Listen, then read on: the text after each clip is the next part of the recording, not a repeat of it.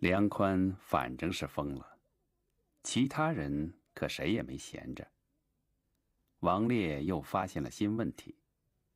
唐晋洲和梁鸿忙于吞吐中原纸业的股票，梁书记夜以继日地奋战在抗洪大堤上。唯有赵市长瞄着每一个可以扳倒梁书记的机会，伺机变天。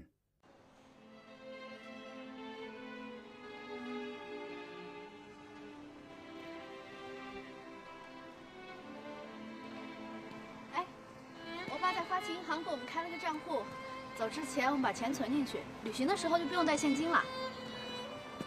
哎，哎，想什么呢？刚才打赌我赢了，你还真有事问我呀？温州那家公司你问过了？哎呀，今天挺开心的，别提你们单位的事儿啊。不许耍赖，老实交代。哎，你不会还在吃黄辉的醋吧？人家那么老远，你够得着吗？跟你说正经事儿呢。问过了，还是老一套，没什么改变，跟上次一样。我知道了。我提醒过我爸爸，让他一定要警惕梁宽办的这笔业务，他已经着手去查了，你就别在这瞎操心了。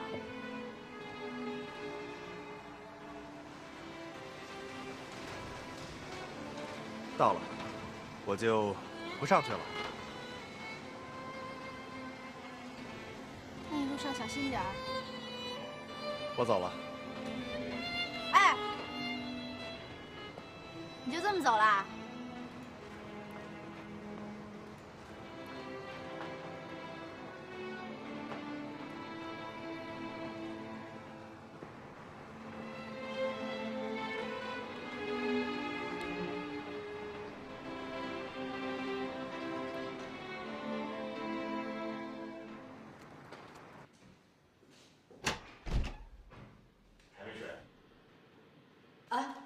等你呀、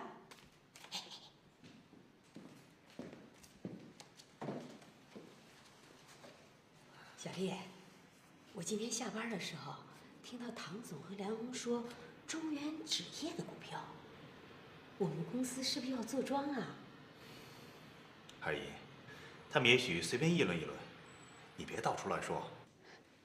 我不会到处乱说的，商业秘密我懂。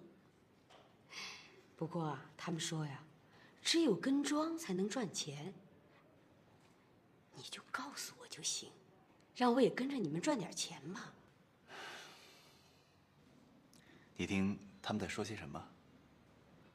他们好像说，明天吃，后天吐，没听到几句。不过，他们对那只股票挺上心的。二姨，我们经常会谈论一些股票，说明不了任何问题。你还是按我说的，选准几家好的企业，做长线，这样风险小一些。他们不是随便说说的，看样子他们挺神秘的，后面肯定有节目。小丽，你不会不知道吧？二姨，你还是赶紧回去睡觉吧。我不可以跟你说的太多。我是证券从业人员，自己不能炒股，也不能对外透露交易的信息，否则算违规，弄不好算犯法。二姨，你也不想我出事儿吧？这话说到哪儿去了？算了。哎，二姨，你别生气啊。我只能跟你说一句，不管中原纸业是涨还是跌，都不要买它，离它远点儿。跟没说一样。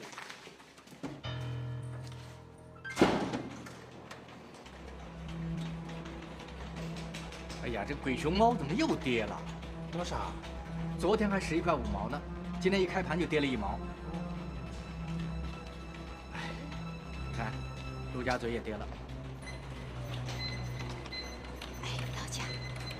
下中原纸业。哎，没问题。哦，涨了一点，你买了吗？想买，想买。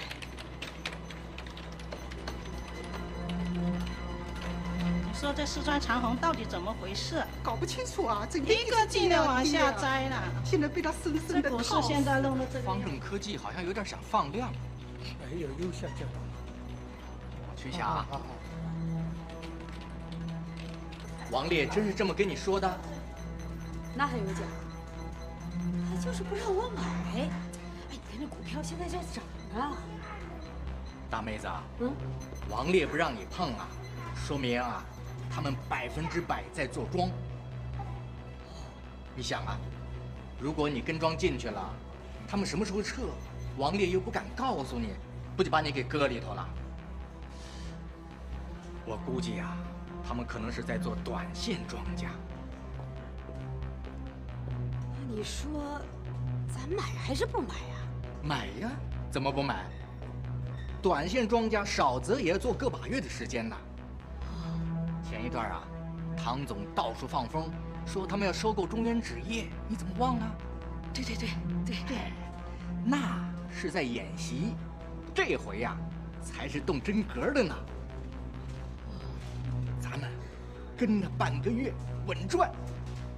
我听你的。哎呀，就是我那钱，太少了。哎呦，我也没闲钱了，我的钱都在股市里了。大妹子，这次机会难得，我看你得赶紧想办法。哎，这我吃准了，我赚他一大笔，我借钱，我找小雅的二叔借，他二叔的儿子也挺有钱的。去借，不就半个月的时间吗？我呀，现在就把我别的股票都卖了，就买中原纸业。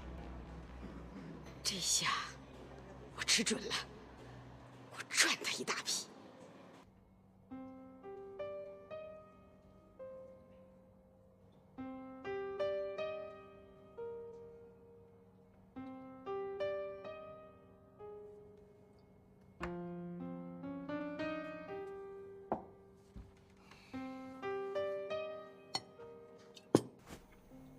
你小子越来越毒了，我还没到呢，你就先喝上了。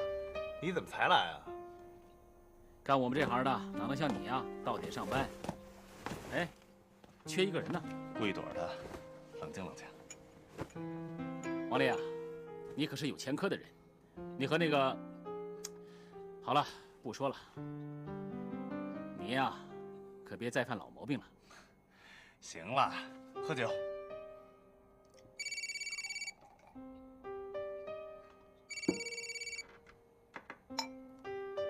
接吧，别装了。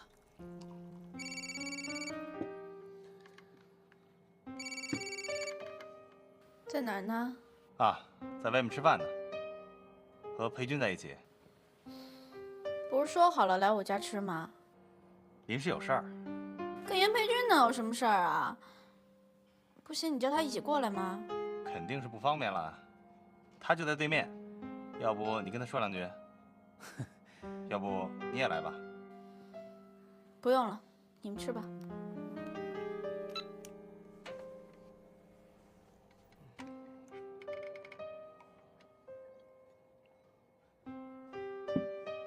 哎，你还记得上次咱们吃饭的时候提到的那家温州的公司吗？怎么了？我打过电话，我发现那家公司的经营情况非常糟糕，甚至连销售人员的差旅费都报销不了。他怎么可能拿钱出来给我们做基金呢？这跟唐潇有什么关系啊？他也问过，可是对我避而不谈，闪烁其词。你怀疑你们的基金？不好说呀。裴军，我们是非常要好的朋友，凭交情，咱们应该无话不谈，公开彼此的秘密。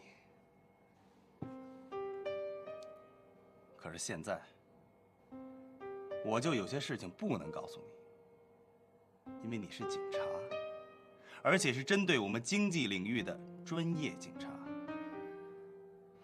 我是跟公司签过保密协议的，我不可能把公司的秘密轻易的告诉你，因为那样让你也为难。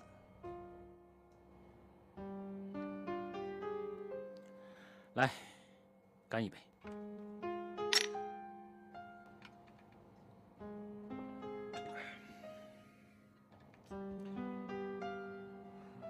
你应该跟我说实话。围绕着唐晋州、梁宽、唐潇还有你，形成了一股涡流，我感觉得到。你那是职业过敏，在我们的圈里有太多的秘密了，可能是擦边球，但不会是违法，更不是犯罪。你敢保证？我敢保证，我对得起自己的良心。如果这些秘密违背了社会公理，伤害了公众的利益，我会站出来的。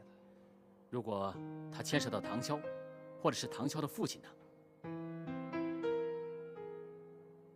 法不容情，我做得到。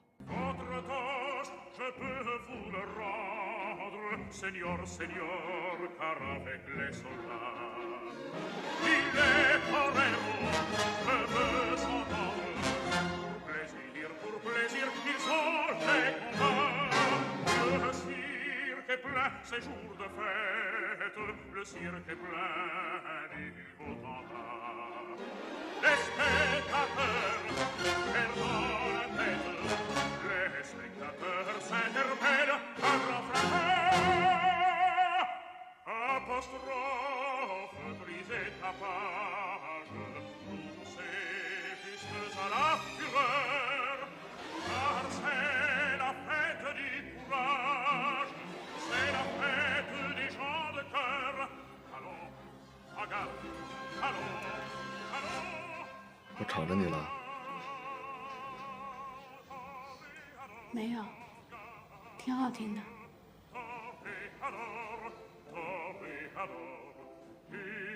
Songe bien, oui, songe en combattant, que l'œil noir te regarde et que l'amour t'attend, d'or et avant.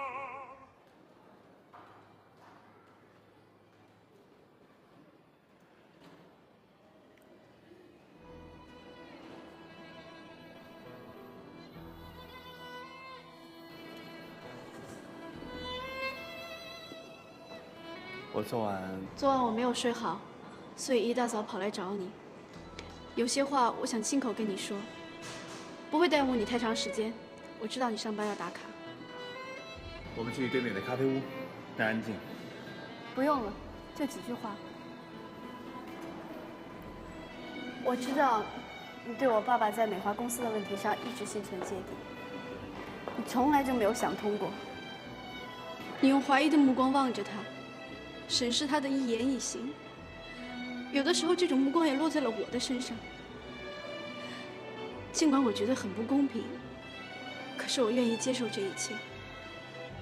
但是我很害怕。潇潇，你别多说了。我相信你爸爸做出的承诺是可信的，也正是这一点支持我到今天。王烈，你为我付出了那么多。我一定会加倍偿还给你，用我全部的身心偿还。看你说的，跟股市交易似的。我了解你的为人，你是因为我，才违背了自己做人的原则。潇潇，其实我相信你，既然相信你父亲，信任他人。是我追求的做人原则，因为只有相互信任，人与人之间才可能真诚。这是一种很高的精神境界，可能很多人认为它不现实，但它真的是我的梦想，我生命的希望。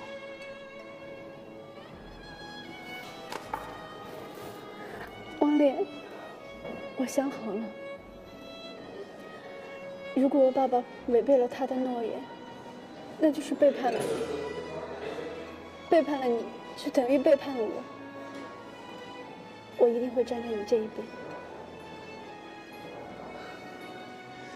谢谢你，潇潇。我们永远在一起，不分开。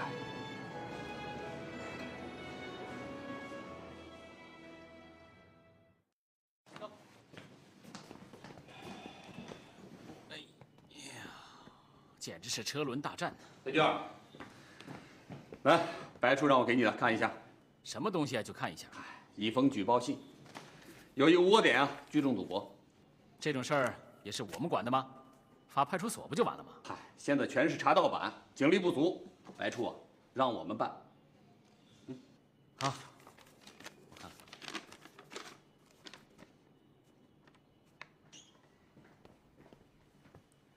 谁？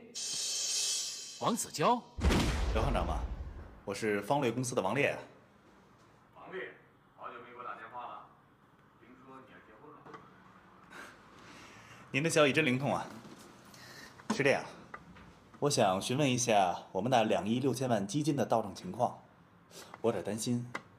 已经全部到位了，前2天的事儿，我已经告诉他们了。是吗？那太好了。我一直担心我们的投资者一直信心不足，他们的划账没给你们带来什么麻烦吧？发展银行从来没这么痛快过，怪了。哦，那我不多浪费您时间了。没关系，有事儿尽管找我。就这样。好，再见。不对呀，怎么从建设银行变成发展银行了呢？5饼。小亮，哼，糊了，清一色。真背。起来。哇，起来来。沙盘料。起来。别动！别动！站住！老实点！带走！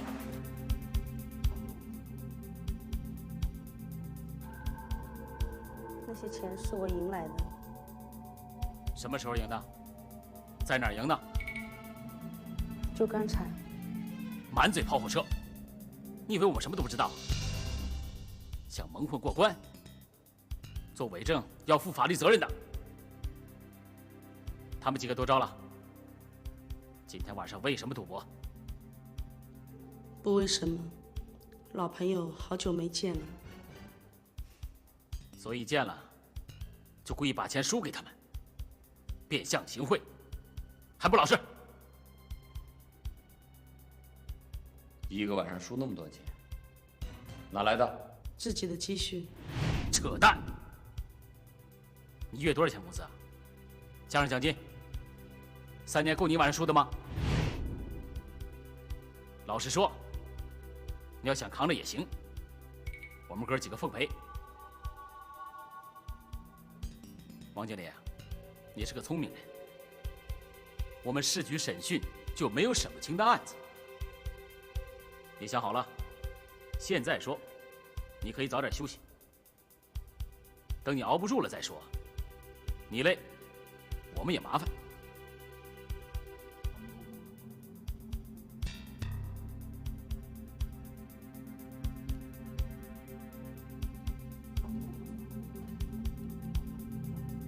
给我张纸，我自己写吧。连老天都得帮我们，我就不明白，你还担什么心？我不喜欢事先说的太多，一说就破。你的整个计划在时间上很仓促，如果各方面条件不成熟的话，我担心结果未必如我们想象的那么好。如果投进的资金贴不出线来，做庄做成了股东，哼，那岂不闹出笑话来了？你知道我的资金要干什么用吗？那些催命的不等人，我们得跟时间赛跑。赵市长，我很理解你，但是不能蛮干。这方面你是专家，我不跟你争。但我要问你，我们有了资金，有了被收购企业，所有人全知道我们要收购中原纸业，那现在还要王烈有什么用？他参与了整个计划，与对方谈判没他不行。我是问他现在还有什么用？现在应该说用途不大，可我想，我能按住这个年轻人，不会让他乱来的。他已经开始乱来了。他现在开始调查我们的资金来源。他给刘行长打过电话。我想他的动机跟你我并不会是一个吧？这事儿别太念儿女私情，别太优柔寡断。把他交给我吧。王子交的交代倒是清楚，我一点也不吃惊。不过，我仔细想想，整个案子有一个很大的疑点。你是不是觉得那封信有点蹊跷？没错，你也想到了。开始的时候我还怀疑信上的内容，别让我们骑瞎马。谁曾想，一去就逮了个正着。那封信是谁写的呢？写信的这个人非常熟悉王子娇。信是中午接到的，看邮戳是头天发出的。这就怪了，他怎么可能未卜先知呢？好像这一切都是事先安排好的。也许王子娇过去经常在办公室玩，成了规律。昨天晚上歪打正着。这个解释你信吗？王子娇的巨额赌资是受贿而来。据他交代，大堤的几个施工单位都曾向他行贿，有的2次，有的10几次，数额不等。建筑5公司的李师达先后给他送过7万多元。齐齐哈尔工程队的刘志卫，听说他盲肠手术，一次就送去3万6千元。负责西滩地段施工的楚乔和，也给他送过5、6万。简直是玩物丧志，一定要严肃查处。这个事件，我们绝不能手软。这个王子娇，非常聪明能干的女人，怎么净干蠢事？她接受贿赂是小事，该追究刑律就追究刑律，该党纪处分就党纪处分。现在最可怕的后果是，她依然接受贿赂，是不是影响了大堤的工程质量？这个事件一定要深入调查。这条大堤现在能不能够安全渡汛，现在都是个问题。这不是一个王子娇的脑袋能够摆平的，这关系到我们平津市千千万万老百姓的身价性命。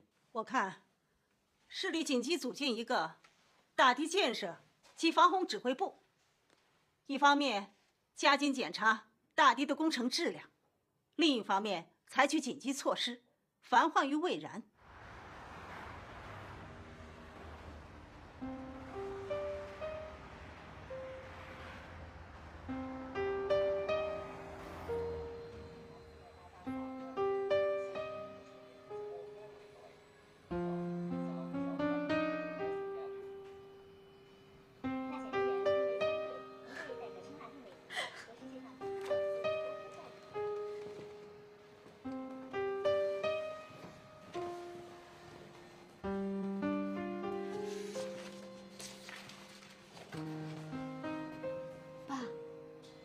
爸，睡着了吧？睡着了？哦。爸，自从妈妈去世以后，你可老多了，你要注意身体啊，别什么都乱看。你又想当水利专家了？吃饭了吗？啊，快了。我现在是又饿又困，两眼直冒金星。饭做好了。哎呀，正好吃饭吃饭。哎，王烈，你做的饭呢？啊，哎呀，太好了太好了。那什么时候你把公司那摊业务也盯起来，那我可就省大心了。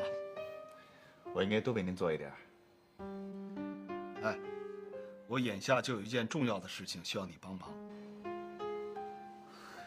什么事儿啊？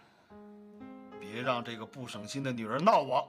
爸，潇潇啊，是我的一块心病，女大不中留喽。等基金这事儿一忙过去，你也该好好考虑考虑跟潇潇的事儿了。我是认真的。结婚的事我们一直在计划着。等过几天，我给你1周假，你也回家去看看父母，啊。等回来以后呢，护照、签证、机票就都办好了，你们就出国旅游。真的啊，爸爸？还不赶快谢谢爸爸？好，谢谢汤总。哎，怎么还叫汤总？谢谢叔叔。爸，我想先跟王烈回他老家看看。我这个丑媳妇总得要见公婆的嘛。对对对。什么对对对？我真的很丑吗？不是，我是说我父母也一直盼着我带你回家看看呢。爸，你怎么了？啊？没有，爸爸高兴。走吧，吃饭去吧。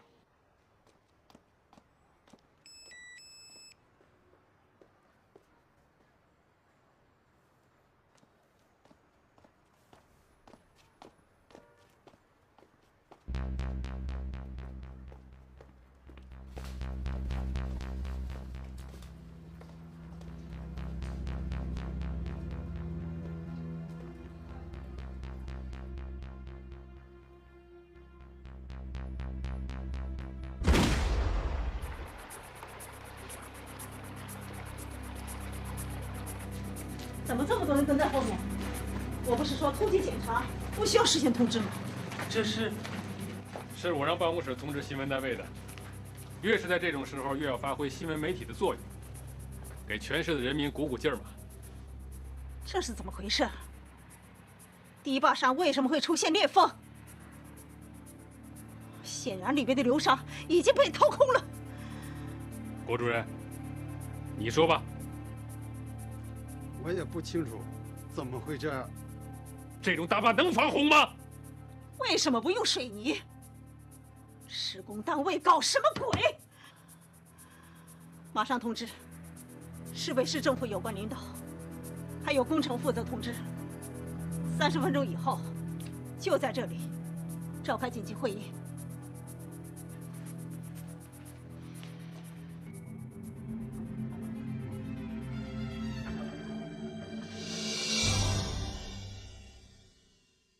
国家防汛抗旱总指挥部办公室今天发布第1号汛情通报。通报指出，去冬今春我国南方降水量较常年明显偏多，入汛时间比正常年份提前1个。进来。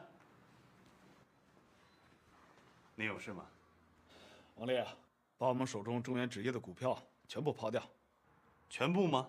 对，全部，一股不留。挂出去可以，会有人接盘吗？没问题。他们的股票不一直在涨吗？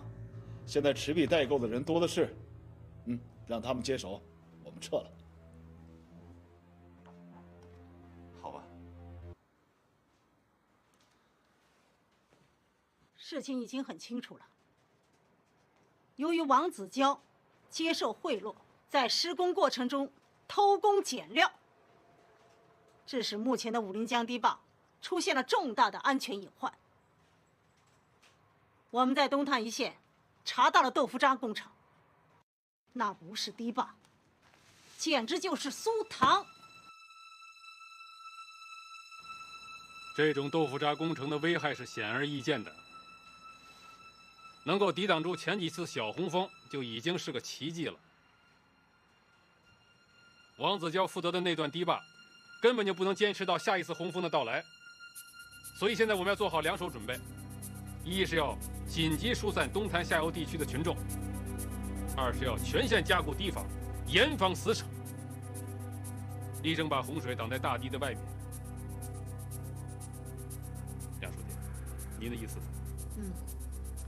还有，请求部队方面给予支援。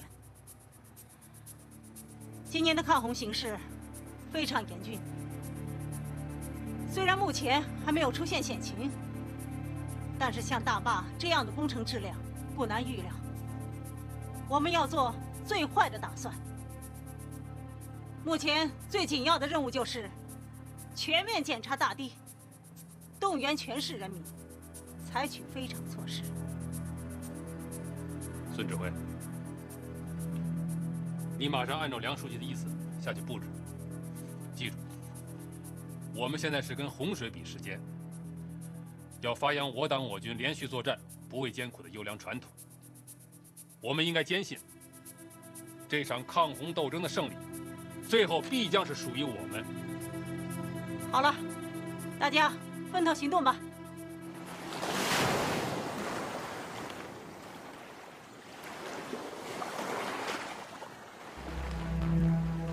百年一遇的特大洪水一经我市，全市居民已经动员起来，积极地投入到抗洪的斗争中去。遇洪水于家园之外已经成为全市人民的共同心愿。市委书记梁文仪、市长赵长辉等领导同志也亲临第一线，与广大人民群众共同战斗。那这样吧，这个地段我交给你们了，好吧？你们的旁边呢是我们有2000多民工。梁书记，还有赵市长400多个。报社和电视台又来电话问，堤坝的豆腐渣工程能否予以曝光？不行，现在是稳定压倒一切。他们这不是火上浇油吗？全市上下已经人心惶惶了。搞了这么多年的宣传工作，怎么就一点政策性都不懂呢？大堤真要出现问题，后果不堪设想，还是让市民早做准备的好。我也觉得，把事实真相告诉市民的好。越是捂着盖着，社会上流言蜚语越多，越不利于我们的工作。我是怕把这些消息只要一公开的话，会有损于我们政府的形象。老赵，政府形象不是靠欺骗群众得来的，一个讳莫如深的政府，也不可能得到群众的支持。我就是怕它的副作用太大，我们只要在媒体上一公布，恐怕会引起社会的恐慌。真正的恐慌来自我们的心里。防洪大堤出了问题，我们心里的大堤不能再出问题，要把责任向社会讲清楚，也要把困难向社会说清楚，这样我们才能得到全社会的理解，也才能得到支持。我是有侥幸心理，不过不到万不得已，我不赞成公布消息。老赵，我们不能拿五连江下游地区的几十万群众的性命当儿戏。人命比面子重要。既然如此，你是第一书记，我服从就是了。不过我保留意见。王子娇，你最好放弃一切幻想，认真配合我们的工作，力争宽大处理。我都说过多少次了，工程发包时是有一些工程队给我送礼，不过都是一些正常的人情往来，数目很小。多小算小？1万、10万，还是100万？反正我绝对没有因为这个而在工程质量上对谁网开一面过。我也知道这个工程对平津市的老百姓意味着什么，我可不敢马虎啊！说我犯了渎职罪，我冤枉。如果是平津市老百姓受了灾，找谁喊冤去？反正你们不能拿我当替罪羊。你们可以去查监理部门的检查报告，那可以证明我的清白。王子孝，你给我放老实点！你看看这里记录的，防洪大堤东滩段所造成的豆腐渣工程，跟你有直接的关系。你知道吗？这会给平津市的老百姓造成多大的灾难？这是一般的渎职吗？简直是谋财害命！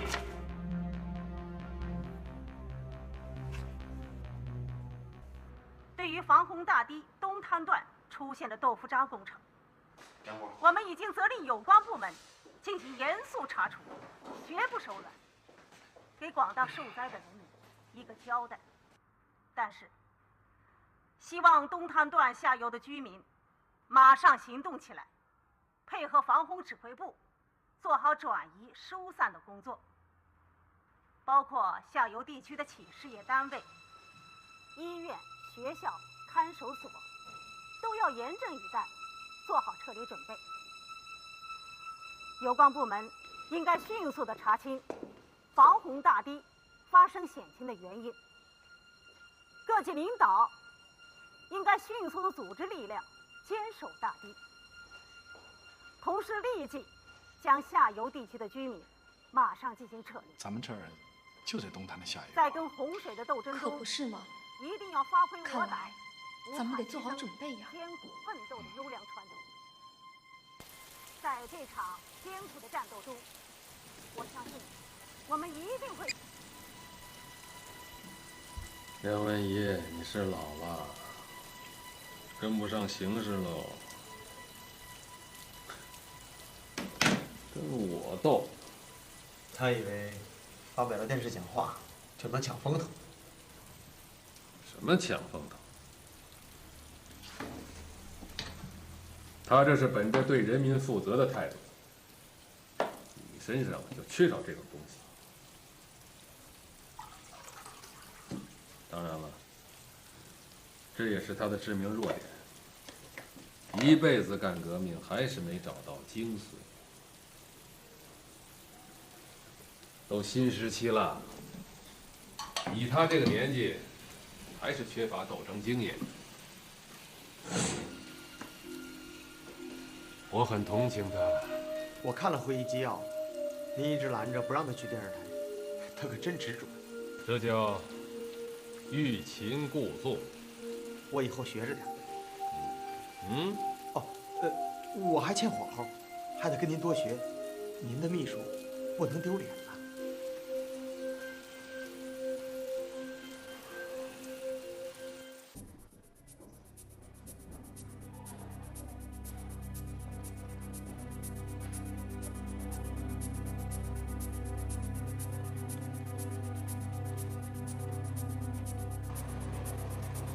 又在跌了，你看又在跌了，跌停了！哎呀，完了！这防洪大堤哪是人修的呀？这不坑死人吗？这不是？哎，那水能把咱厂子给冲了？那还用说？嗨，你看这造纸厂盖哪儿不好，这偏盖在这东滩下面，又靠着江。这是防洪大堤，要是挺不住啊，第一个冲的就是他。到时候厂子没了。咱们手上的股票连那废纸也不如啊！这可完了，这下子。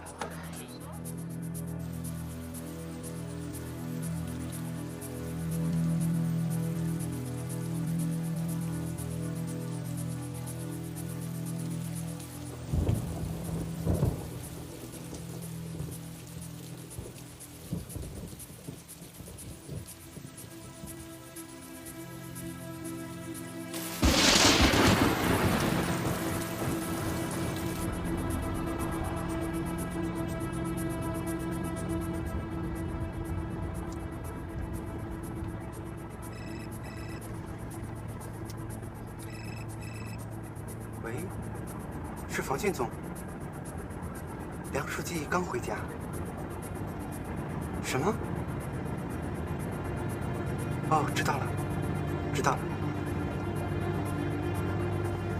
怎么回事？东滩有一段河堤决堤了。什么？决堤？在哪里？多大面积？马上组织人马准备抢险，我马上到。小王，调过去，东塘要快。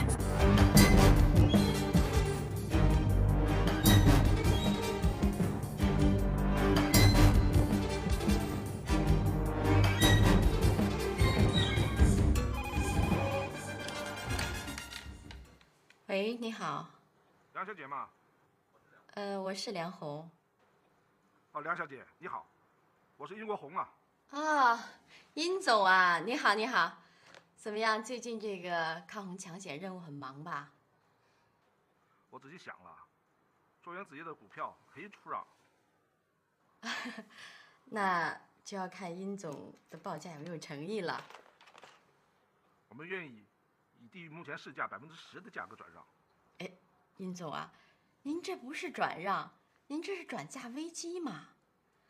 这样吧，我看还是等这个抢险任务过去以后啊，咱们再谈这个问题吧。我们市不是年年抗洪吗？从来都对我们厂子没有什么威胁。哎，今年恐怕不一样吧？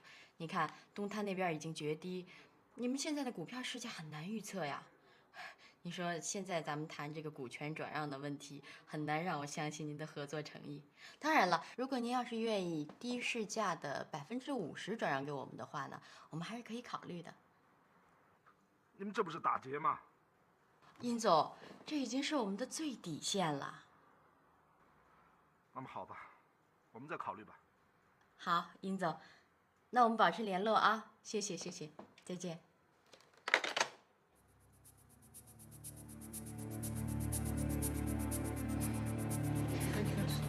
又跌了，我估计啊，今天又得到跌停板了。哎，老伴儿，我手抛了。现在抛，那咱可就赔大发了。还是抛了吧，赔就赔点儿，谁让你选这只股啊？哎，这不是我支的招，你别赖我。你呀，就知道说风凉话，那哪是赔点儿啊？那是割我的心头肉，我就不抛。哼，你能？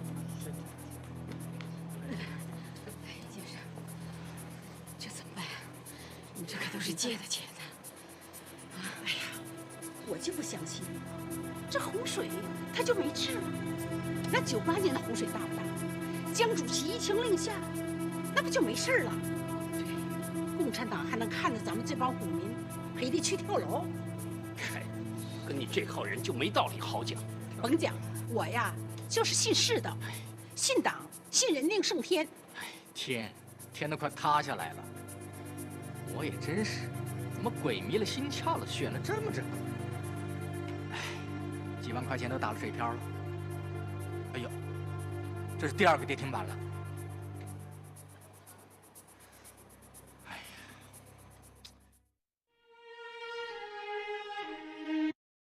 王烈发现基金的来源问题越来越多，唐潇却感觉王烈离他越来越远。严培军面对的案情越来越复杂，武陵江的水位越来越高，股市的行情却越来越低。然而赵市长的脸色却越来越明快了。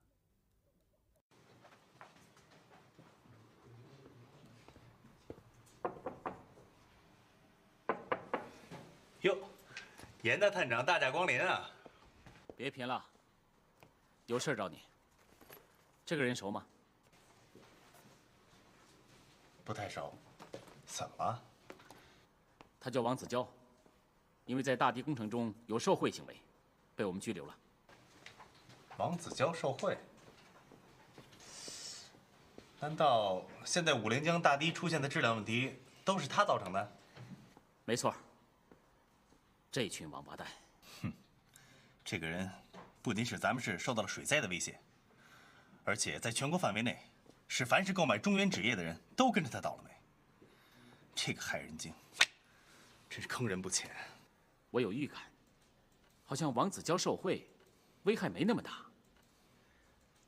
你想想，受贿数额加一块也就10几万。我们查访的结果，职工们都说，他对质量把关很严，不应该出现这么严重的豆腐渣工程。他自己也喊冤呢。这段时间我一直在跟中原纸业谈判，没想到在这次洪水中受冲击最大的也就是这个中原纸业。难道王子娇的受贿跟股市有着某种内在的联系？会吗？司法部门正在追查那段决口大堤施工单位的责任，包工头叫曲大江，现在已经不知去向。但奇怪的是，偏偏就是这个曲大江，没有向王子娇行贿。这个人就是曲大江。是他。找到这个人，也许能给侦破工作打开突破口。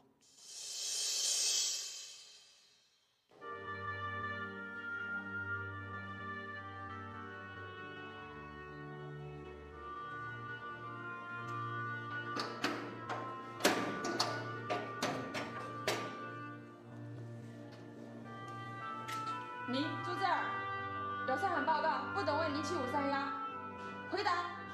是。您7531，交代。是。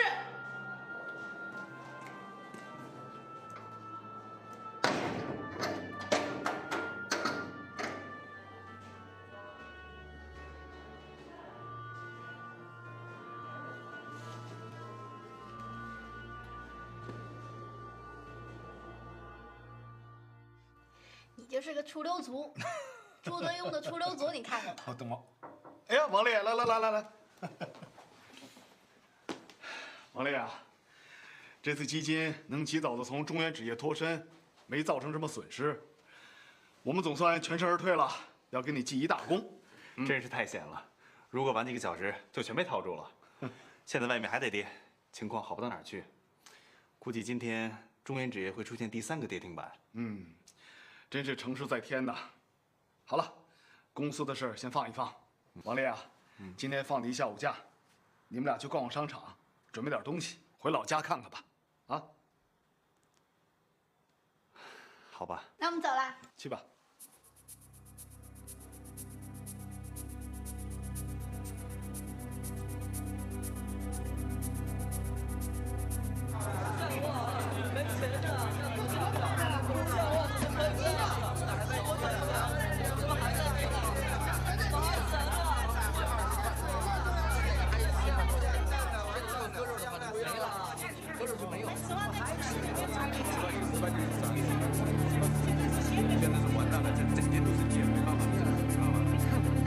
叫你抛你不抛，现在跌成什么样子？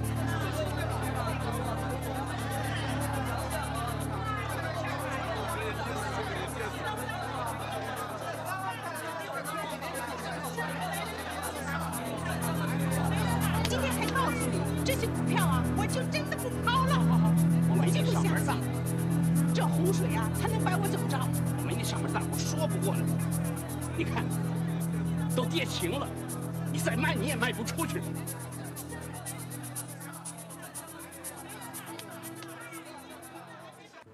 哎，咱们去商场给你爸妈买点东西吧。你说他们喜欢什么呀？小小，现在平津市正面临着洪水的威胁，我们就跑到老家躲起来，这合适吗？什么呀？就你忧国忧民，以前是大街上的人，洪水怎么了？人家该怎么过不还怎么过吗？就你一天到晚瞎操心，杞人忧天。洪水也好，股市也好，说白了就是一个心理承受能力的问题。你说的并不是没有道理，可是不知道为什么，我就做不到像你那样洒脱。哎，你怎么动不动就是一副以天下为己任的样子，特傻，傻的挺可爱的。好了，不说这个了。哎，我给你妈妈买一个按摩坐垫怎么样？特别舒服。王烈，你想什么呢？到底有没有听我说话？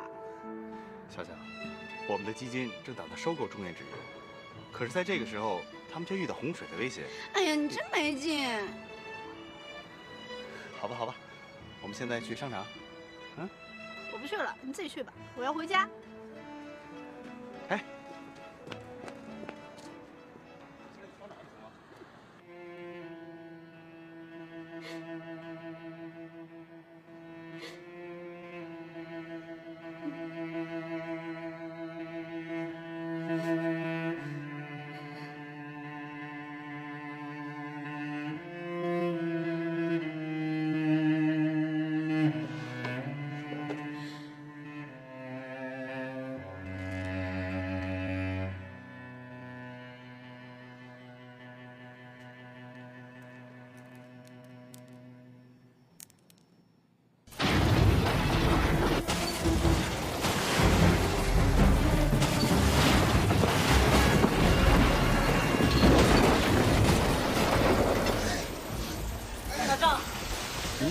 我们把20多辆卡车连车带石头填进决口里，恐怕还不够。好吧，我再叫车。要不惜一切代价。老赵，你坐这，我还要回地上去。找谁？梁书记，梁书记，电话。问老梁。决堤的口子已经被堵上了。哦。目前还没有发现新的险情险段，我们们会和地方的同志密切配合，严密监视，严阵以待。我有信心让这次特大红工顺利通过我市，请市里领导放心。谢谢同志们，谢谢。堵上了。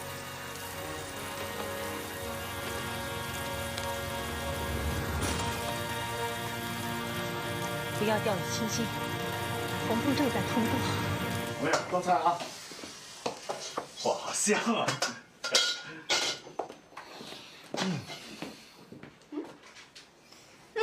老爸好伟大，学着呢。明天就要出发了，老爸给你们践行啊！哎，你猜吃饭之前老爸送你们一个什么礼物？送礼物啊？不会是一盒口香糖吧？厨子嫌你嘴臭。去你的！我爸的意思是说，去你们家让我学的嘴甜一点。你们这俩没正形的，来拿着。不会是100万美金吧？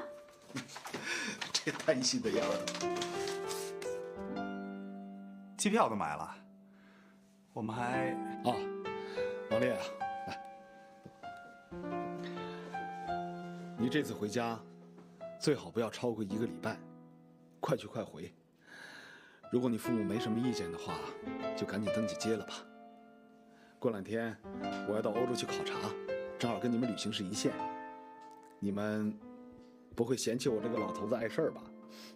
当然不会了，跟你一起走啊，我们还求之不得呢。你呀，就是一张透支额度为无穷大的信用卡啊！我跟王烈这回可没有后顾之忧了。乖乖，老爸在你心目中就这个地位啊！小小，跟叔叔一起出去啊，能见很多世面。老套，就你好学。好，为你们旅行愉快。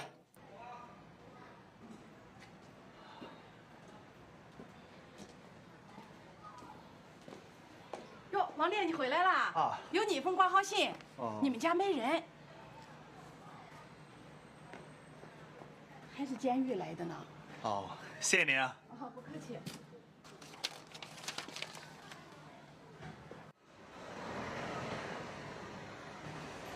北安监狱去吗？哟，那得好几个小时呢。没关系，我还坐您的车回来。上车吧。好。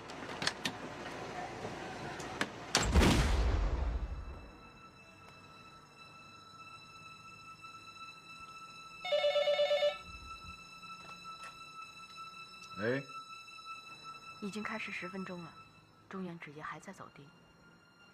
他已经探底了，不会有再多的下滑空间了。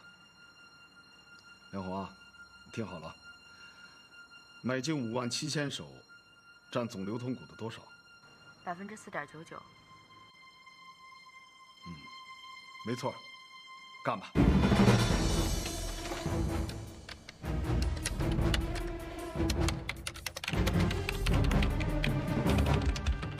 代码04970。代码04970。当前股价当前股价23块7。当前股价23块9。当前股价24块。当前股价24个1。第一次买进5000手。成交。第二次买进7000手。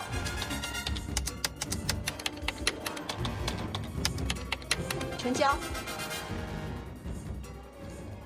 真的没有风险了吗？高风险才能高回报，继续吧。进了多少？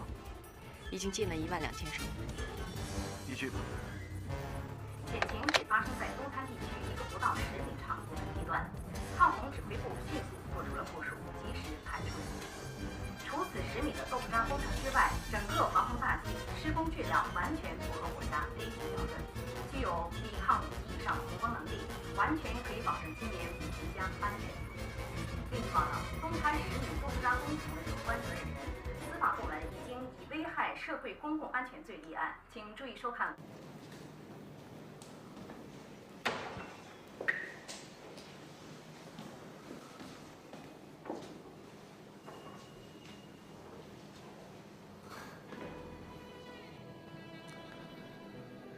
瘦了。我在这儿挺好的，看还被优待在会客室和你见面。你能想开，挺好的。这段时间挺忙的，我一直没抽出时间来看你。坐吧，别站着聊了。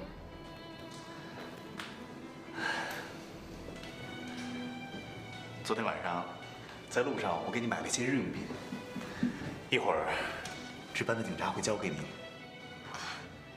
谢谢。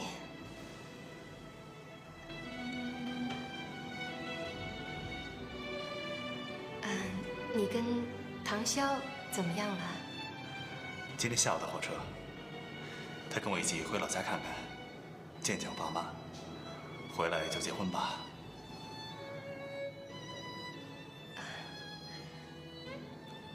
我祝福你们。谢谢。你信上说有事情要告诉我。啊，是这样，有一个女的叫王子娇，她说她认识你。他是武陵江大堤工程部的经理，大堤出事儿了，他也被抓起来了。你认识他？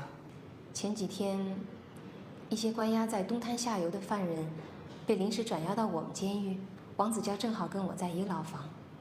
他跟我说，防洪大堤的整体施工绝对没有问题。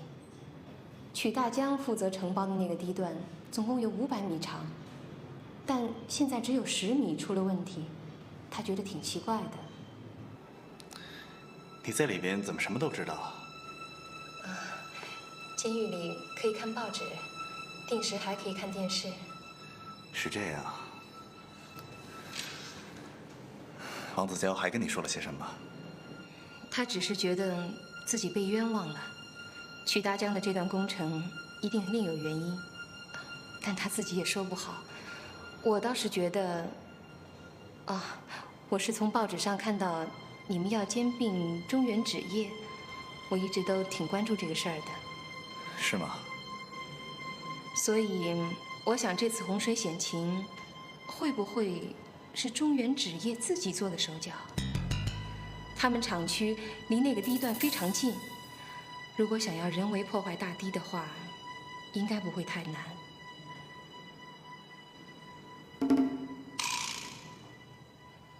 你怎么了？你说的有道理。我在想，水啊，真没想到，在这样一个与世隔绝的地方，你还能想出这么多事情来。一个远离欲望世界的女人，才是真正的智慧女人。这是你以前说的。水啊，你现在变得很超脱，我真的为你感到高兴。希望我说的话能够对你有所帮助。这个曲大江早有准备，我们虽然加大了查处力度，可是就是没一点线索。抓不到人是你们工作不力，哪来那么多借口？梁书记在电视里已经向群众解释了这件事情。你们现在抓不到人，你让市委市政府的面子往哪儿放？群众在骂娘呢。老百姓骂娘，骂得对。市委的重点工程，我们3番5次去现场检查工作，就是没有发现问题，不该骂吗？梁书记，本来我是不想说的，当初我就不同意要公开这件事情。我觉得并没有这么严重。13公里的防洪大堤，有那么7米8米的质量不合格，不合格率还不到1/1000嘛。你在电视上这么一公开，群众都知道了，我们很被动啊。我们小班子的被动算不了什么。如果真的出现大的洪灾，那就不是主动被动的问题了。我不是这层意思。我对你在一些细枝末节问题上所表现出的惊慌跟失态，我感到很震惊。这是工作方法上的一个问题，这不仅在全市范围内造成了不应该有的恐慌损失，也是你对我们全市居民这种战斗能力的不信任和怀疑。难道要拿10几万群众的身家性命，去验证我们干部的工作能力和防洪设施的坚固程度吗？群众是我们头上的一片天，我们个人的任何荣辱，和人民利益相比，那都是微不足道的。梁书记，咱们不妨把话说开了吧。我对你在这次抗洪当中的所作所为，我是有看法的。当着大家的面说，你有一些急功近利。你是说，我想在抗洪中露一手，沽名钓誉？那倒不是，你是想尽力摆脱美华公司对你的不利影响。你是这么看问题的？那好，韩副书记，请你给大家介绍一下美华公司的调查进展。美华公司的问题暴露出来以后，市委委派我主抓这件事。现在，我向大家把情况介绍一下。美华公司的经济问题已经基本查清了，属于侵吞国有资产，性质比较严重。梁书记也多次作出批示，为调查工作起到了很好的促进作用。什么促进作用？梁书记批示纪检委、监察局、审计局、财政局等有关部门成立联合调查组。他还给大家约法3章：不徇私、不封顶、不向着个人汇报，打消了办案人员的思想顾虑。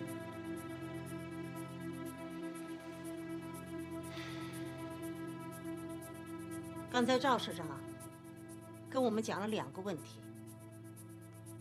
在抗洪抢险上，我们以最短的时间、最小的代价，取得了抗洪斗争的胜利，这是市委市政府的共同成绩，我就不多说了。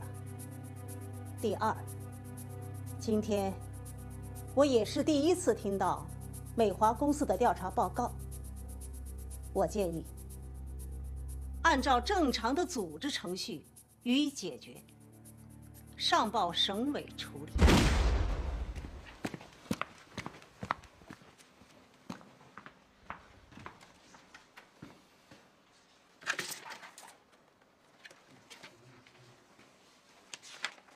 哎，小七，梁红在吗？梁红哦，被梁书记的秘书给接走了，说是梁书记生病了，我估计是抗洪给累的。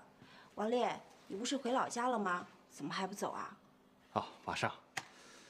哎，我刚才路过大厅的时候，看到中原纸业的股票回升了，你注意到了吗？哦，等你注意啊！我看晚了3秋了吧？上午我们已经开始买他的股票了。上午？上午一开盘的时候，谭总就命令我们一顿狂吃，我们一下进了57000手，够气魄吧？果然如此。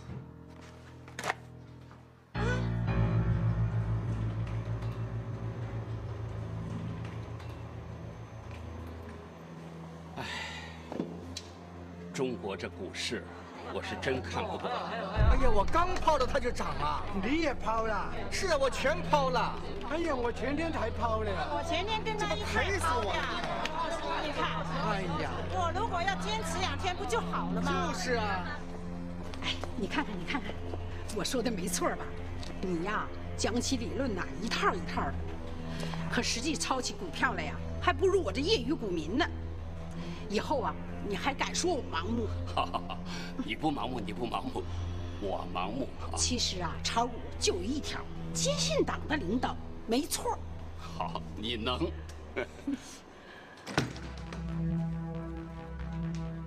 你怎么来了？数钱数累了？赵市长，听说你在常委会上的表演很精彩啊？你这是替谁在兴师问罪？是替我们的好书记，还是替你未来的老丈母娘？我说你有必要这么急着跳出来，上演这么一出逼宫的戏吗？急？我如果不现在主动出击，我今后恐怕连着急的资格都没有了。梁文仪对我颐指气使已经10几年了，我的政治生命在他手底下已经快被消磨光了都。搞政治，跟你们商人不一样。商人到哪儿都可以赚钱，赚了钱拍拍屁股就走人，钱拿到哪儿都可以花。政客追逐的是权力，这种东西只在一定的领域内跟一定的时期内流通。钱存着可以生利息，权力存着只能生锈。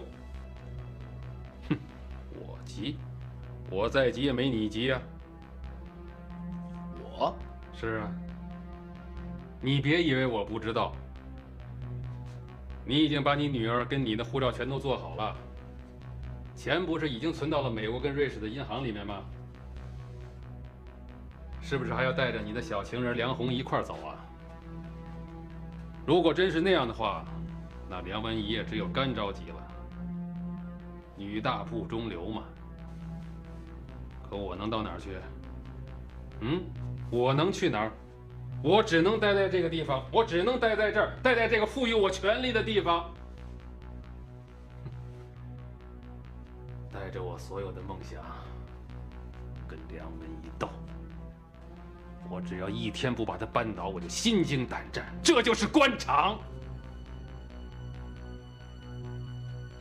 人在官场，身不由己啊！见鬼！不是我责怪你，保护自己是我们的本能。更何况，王牌现在在我手上，你可别来逼我。你不是来逼我来了吧？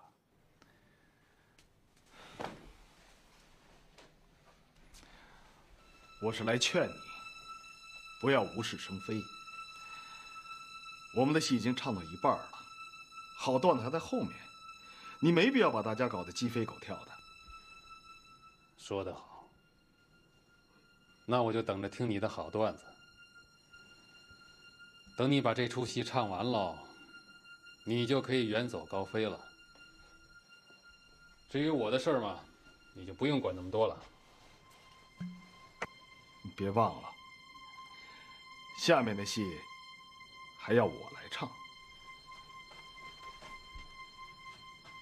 你从不同的渠道筹到了这么多钱，不就是为了唱好这台戏吗？你敢不唱？别为了一个女人意气用事儿，这可不是一个金融家的做派。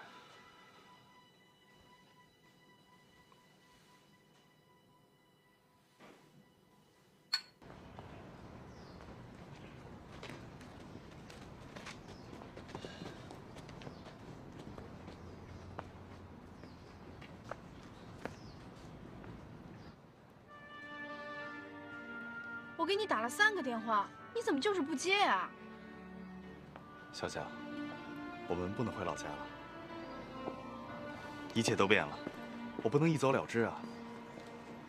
难道你不再爱我了吗？爱，所以我更要澄清事实的真相。到底发生了什么事啊？这次虚惊一场的洪灾，和中原纸业的股市震荡有着内在的联系，而且把我也牵进去了，我不能坐视不管。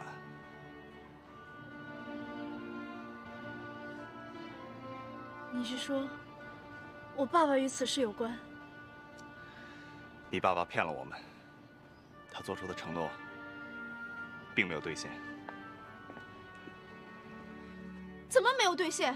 美华公司关闭了，他的所有资产都转掉了方略，这不已经交还给市里了吗？那只是形式上的，实际上，你爸爸用那笔钱干了一件更坏的事，他让更多的股民在一夜之间血本无归。血本无归，你懂吗？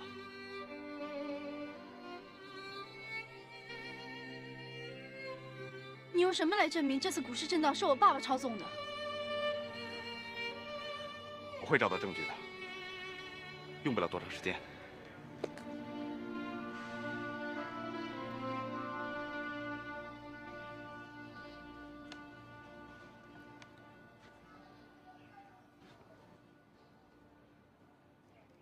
我们一起找证据，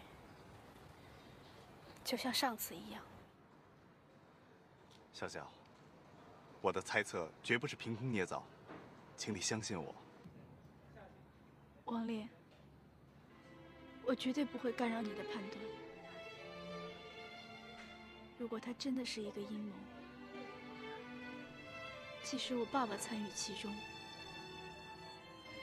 我也会和你一起把他送上法庭。你已经为我违背过自己一次了，我不会让你再有第二次。也许，你并不是在我和你父亲之间做出选择，而是在良知与罪恶间做个了断。真希望是场噩梦。这不是噩梦，而是残酷的现实。没有人愿意面对它，可是逃避，却只能伤害我们自己。王烈，抱抱我好吗？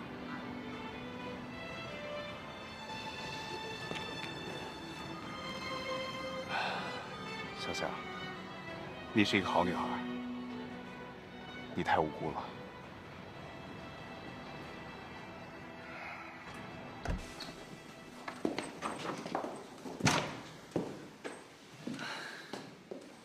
哎，二姨怎么不在？里面吧，我去看看。二姨，二姨，我们回来了。二姨，二姨。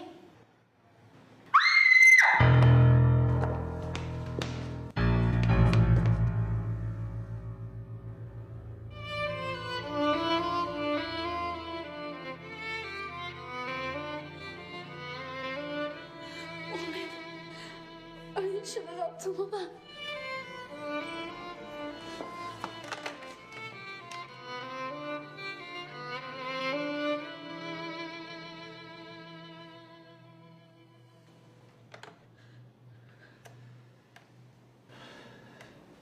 太晚了，来不及了。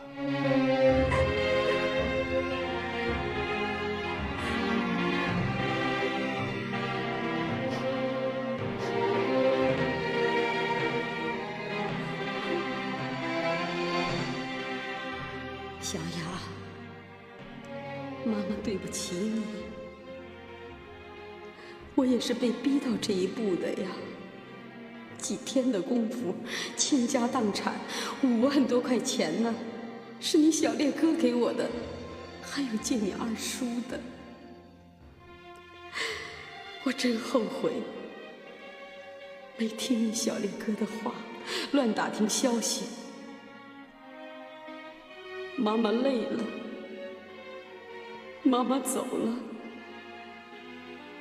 留下你一个人，要好好照顾自己。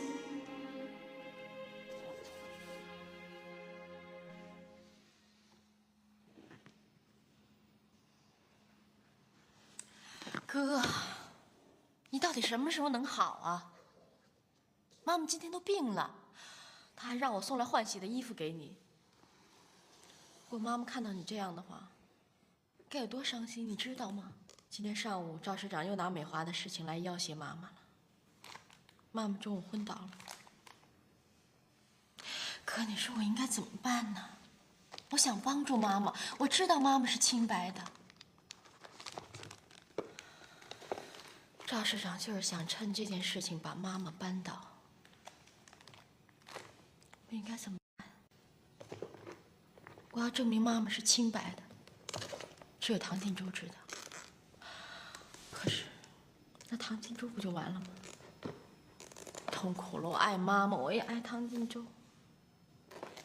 哥，你说我应该怎么办啊？哥，啊？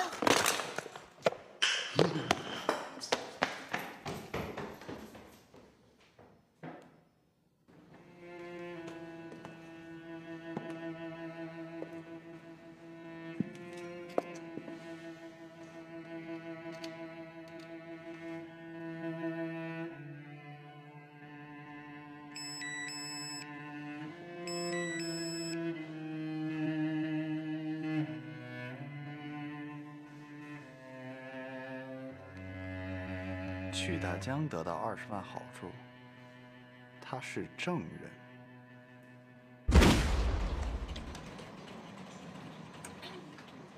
你看，今天还在涨，哎，比5天前呐还贵2毛多呢。老伴儿英明，老伴儿英明。哎呀，我英明什么？那是党英明。大坝一修好，这股市不就反弹回来了吗？老贾，你也别太伤心了。天灾人祸，除了我老伴儿，谁也算不准。我不是为我自己伤心，我是为我那个老街坊王烈他二姨呀。早知厂洪水一点都没泡着，人家厂子好好的，你瞧，现在股票又涨得起劲儿。可惜了，老街坊走了。是啊，他买了5万多块钱股票，现在也在涨。唉，赚钱了，他又受用不着喽。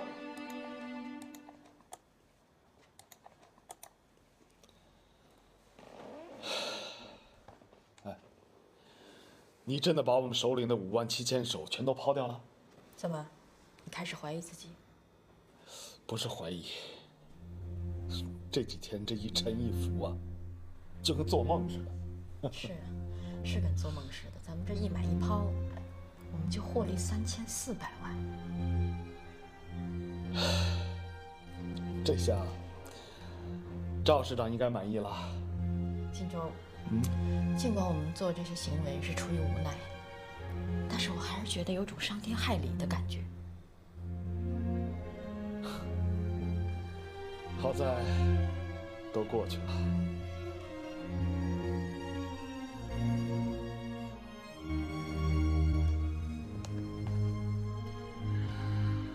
总经理唐晋州都过去了，是金盆洗手的时候了。你是说这几天股市震荡是一场阴谋？没错，我越来越确信了，因为在这里面有一个太幸运的受益者，这个人一定是这场阴谋的设计者。现在只有找到曲大江，才能证明这一切，他是唯一的证人。你想好了，唐晋州是你未来的岳父啊。过去我太在乎这段私情，二姨的死让我明白了，个人的儿女情长只会让更多的人受到伤害。二姨只是受害者中的一个，在整个证券市场中，又有多少人被这些黑手操纵、玩弄，直到家破人亡？更令人不能容忍的是，这些受害人直到今天还被蒙在鼓里，以为仅仅是自己因为炒股而赔的钱。这真是阳光下的公开行骗。我们可以从那封匿名信入手。匿名信？什么匿名信？红讯刚刚开始不久，我们接到了一封没有署名的检举信，是告王子娇的。那封举报王子娇的匿名信，只不过是他们放的烟幕弹而已。那写匿名信的人是谁呢？唐晋州？有可能吗？不可能是他。王子娇也是这场阴谋的受害者，而不是参与者。唐晋州不可能支配他，让他赶在指定的那天晚上设赌局。所以，写匿名信的人一定是赌局的参与者。赌博的人，你们不都抓了吗？也许他提前离开，我根本没去。分析的没错，在唐晋州之外，一定还有另外一个人参与了这件事情。在前天上午，也就是中原股票还在低谷的时候，唐晋州命令我们自营部大面积吃进。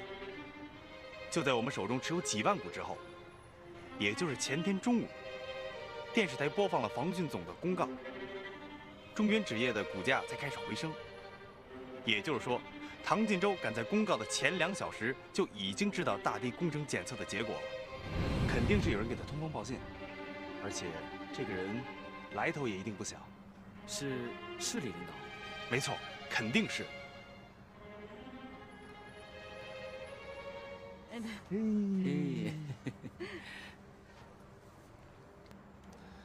不敢肯定，虽然梁宽、梁红都与此有关，不能排除梁书记的嫌疑，但也有可能是其他人。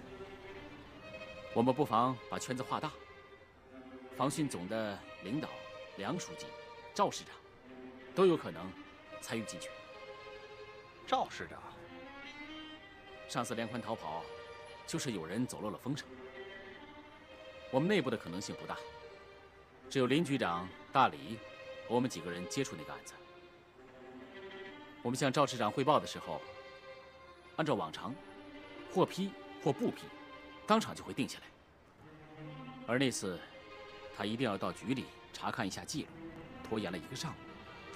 据我所知，赵市长跟梁书记是对头啊，他怎么可能保护梁宽呢？不得而知。看来，这次我们2只小蚂蚁要搬大石头了。王烈啊，我的职业嗅觉告诉我，此事要秘密进行。要是被他们的耳目知道了，我们就歇菜了。靠我们俩？对，人越少越安全。给你要的。太谢谢你了，老同学。别客气。哎，你怎么不在公司查呀？在公司查不方便。我们的基金里汇走了一笔20万的款子，这是怎么回事啊？不谈公事好吗？我听说陈书阳的事儿了，多可惜啊！想当初你们一对金童玉女，多招人羡慕啊！嗨，都过去了。知道你有男朋友了，所以一直没敢打扰你。这次实在是万不得已啊。你还是老样子。是吗？好，这次咱们见面不要跟任何人说。没问题。哎，想想我们2个都是快要结婚的人了，还能共同保有一个秘密，挺逗的。是啊，可渣。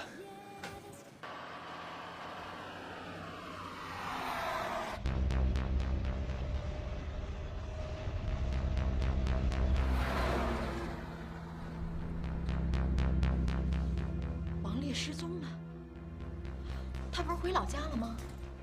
没有。昨天潇潇往他们家打电话没人接，打的手机一直到现在还关机呢。他是不是发现了什么？现在还不清楚。反正他二姨的死对他触动很大。他如果这个时候站出来与我们为敌，肯定对我们不利啊。金正，他是不是抓到了我们什么把柄？现在还不好说。王烈这小子，真是让我感到不安。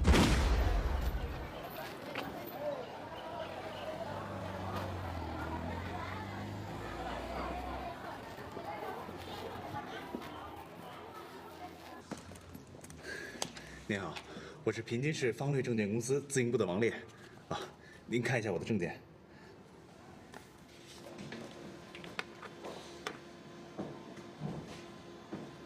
你有什么事你说吧。是这样，我们公司有一笔款子打到了你们储蓄所，对方一直没有回函，我来查验一下，看他们是否有收到。你是什么公司？平津市方略证券公司。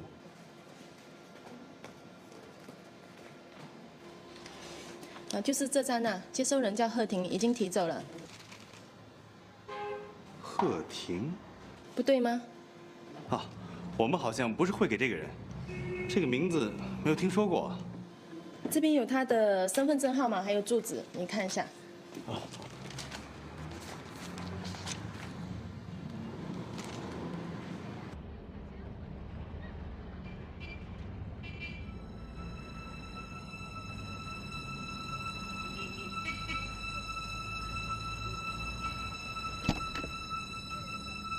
哎呀，真有你了，可是。看，我们按照上面的号码一个一个查，一定能查到王烈的踪迹。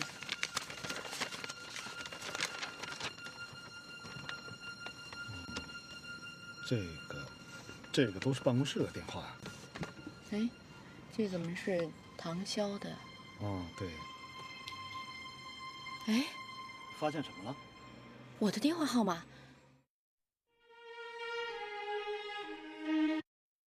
有一位思想家说过，历史证明，游戏的胜利者往往并不是那些宅心仁厚的人，善于掩饰自己愚蠢和狡诈的人，才是这个世界最终的胜利者。还有一种说法是，多行不义必自毙。我们故事里人物的命运到底顺应了哪一种规律呢？看，我们按照上面的号码一个一个的查，一定能查到朋友的踪迹。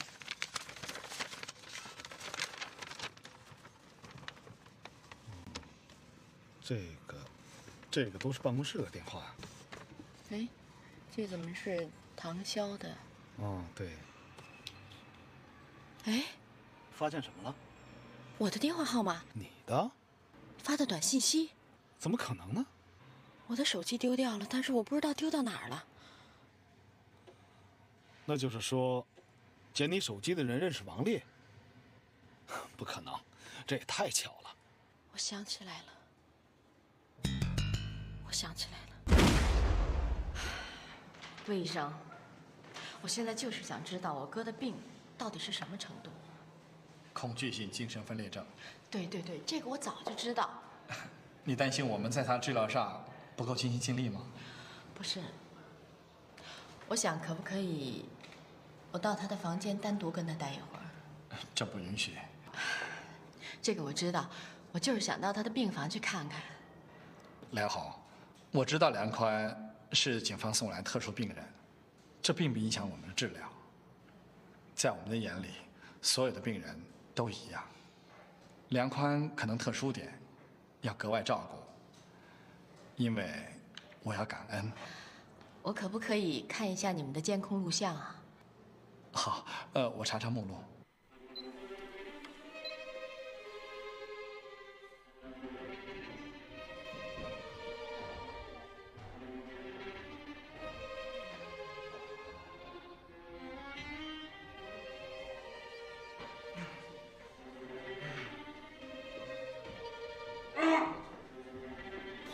对于防洪大堤东滩段出现的豆腐渣工程，我们已经责令有关部门进行严肃查处。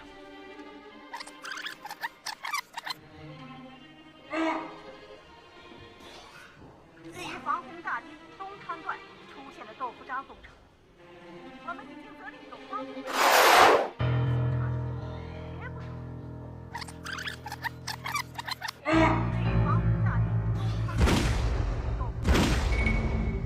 我们已经责令有关部门进行严肃查处，绝不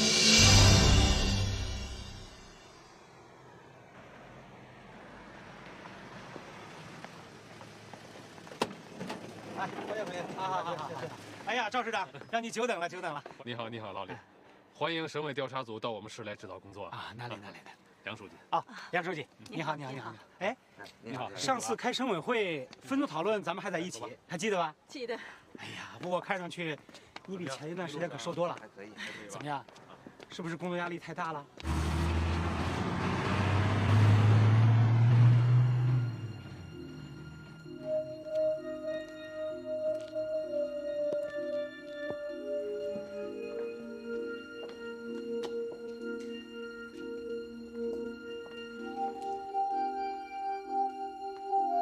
先生要买东西吗？好。妈妈，看爸爸又喝多了。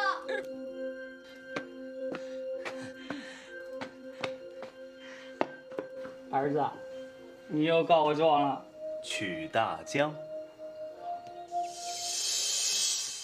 接到你们市里的报告，省委非常重视，派我带队下来，还希望大家伙积极配合我们的工作。其实啊，我也知道，好，在你们的任期里啊，永远见不到我们这伙人，大家伙才高兴。不过没办法，我们干的就是这种得罪人的活儿。什么时候调查组的人全都下岗了，这天下也就太平了。哪里？调查组是来监察党风党纪的，我们欢迎还来不及呢。我们这次来主要调查的对象是美华公司。作为美华负责人梁宽的母亲梁文怡同志，在具体的调查过程中应予回避。梁书记，你有什么意见吗？没意见，我一定积极的配合组织上的调查。另外啊，省委还做出一项决定，鉴于梁书记的具体情况，市委的工作暂时由梁书记和赵市长共同来主持。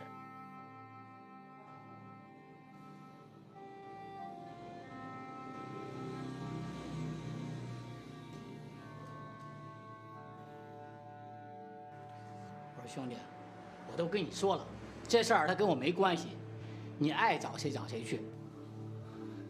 那20万是怎么回事？20万怎么了？我干活拿钱天经地义，有什么不对？你拿的应该是修大堤的承包费，对吗？没错。那为什么方略公司要付你承包费呢？你的钱应该从工程指挥那儿走。这20万是从我们的基金账户上汇出的。我说兄弟啊，我明告诉你吧，那些人啊，我惹不起，你也惹不起，你就别在这儿成英雄了啊！你承认这钱来路不正了？我说兄弟啊，你还是回去吧啊，别在这儿缠着我了。我隐姓埋名的躲在这儿容易吗？我可不想给你趟这浑水去。我上有老下有小，全家人还指望着我养活呢。那贫津上百万的老百姓该去指望谁？股市里那些被黑手陷害的股民应该去指望谁？那些因为你们的所作所为而失去了生命的人，应该去指望谁？这样吧，兄弟，你容我好好考虑考虑，明天我给你答复。我就住在塔河镇招待所，明天我还会来找你。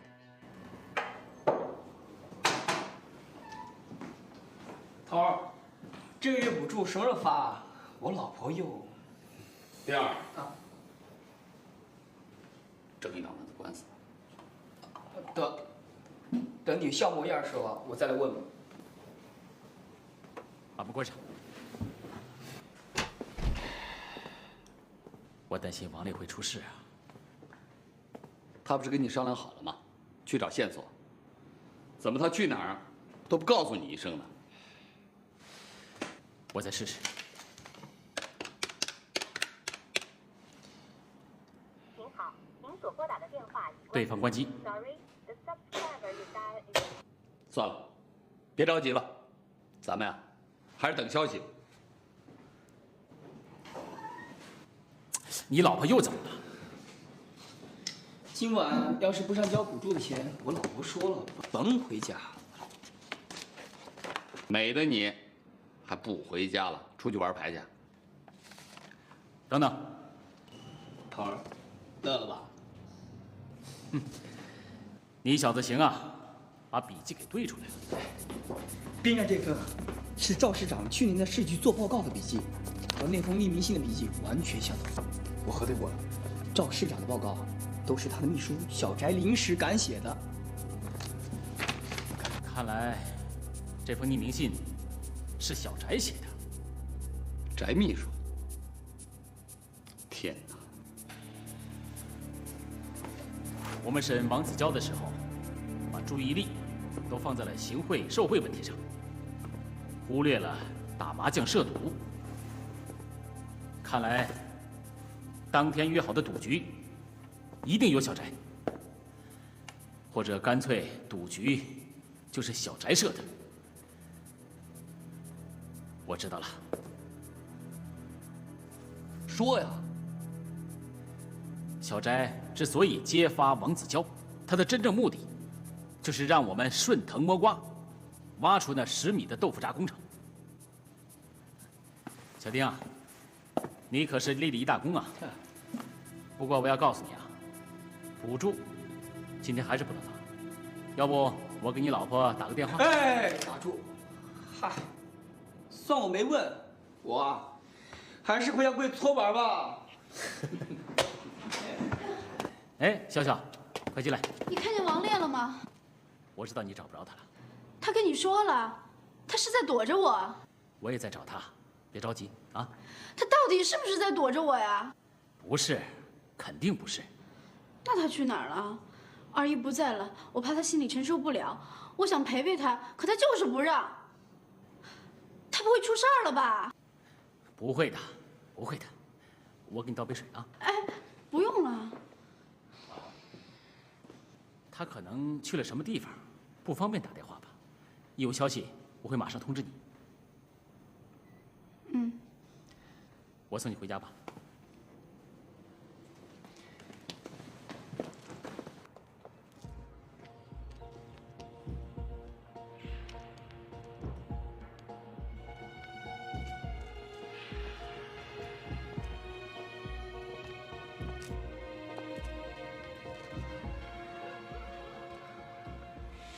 怎么约了这么个地方见面？我有事要跟你谈。我也有事要跟你谈。那好，你先说。你们公司的那个王烈，他现在在哪儿？2天没见了，是不是在他二姨那儿？他二姨是不是也在银行？什么意思？那小子已经开始调查我们了。他找人去了银行，查出了那笔20万资金的去向。我敢肯定，他现在肯定不在平津，十有八九是在塔河镇。王烈的事儿你不用担心，我的人我自有安排，他不会坏了你我的事。你跟他都快成一家人了，你就这么拖底？算是吧。你说完了？那该我说了。我现在最大的顾虑是对你不拖地。我曾经提醒过你，一单是一单，不要揪着美华不放，对你没有好处。老唐啊，梁红是不是让你为难了？其实这也没什么，你们到时候走你们的。说不准梁书记早2年退休，在家里休息，还可以到国外去跟你们共享天伦之乐，这不是很好吗？赵市长，我妈还有2年就退休了，你那么急干嘛？他有2年，我还有几年呀？我在他手底下打了大半辈子下手。忍辱负重，忍气吞声，这种滋味你不知道。我告诉你，股票收益在我们手里面，必要的时候我们会采取必要的措施。我也警告你，别再逼我，到最后你什么滋味都尝不到。别把你赵叔叔想的那么坏。省委下来调查组不是我的功劳，是你母亲自己主动要求报上去的。从来就没有人想整过她，是她想证明自己的清白。不信的话，你可以回去问你母亲嘛。老唐，这笔账可不能记在我头上啊。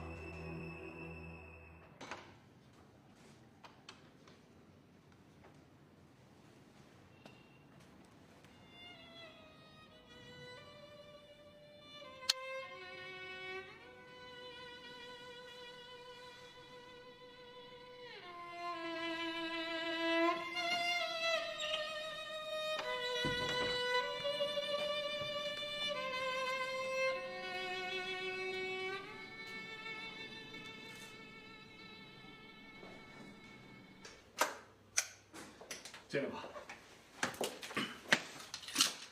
现在赵长辉很难轻易就范。你鞋怎么这么脏啊？几天没擦了？事到如今，我们也很难对付他了。哎，你衬衫该换了吧？谁的拖鞋这么漂亮？我亲给你买的。是吗？梁红，挺漂亮。我知道你现在心里最关心什么，何必这么遮遮掩掩的呢？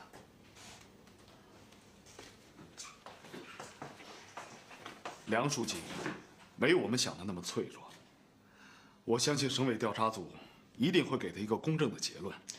我们可能……好了，你不要再说了好吗？我求求你了。现在省委调查组的人来了，梁宽进疯人院了，苏可老师不在了。可是你呢？你又要躲到国外去。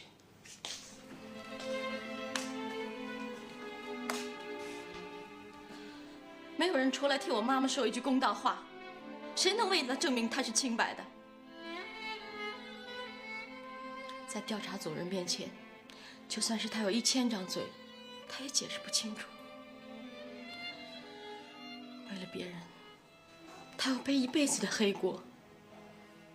其实，现在有一个办法，那就是我站出来，说出事实真相，这样就可以解脱你妈妈。如果真到了那一步，我会站出来的。不，你不能。现在还没有到最后的关头。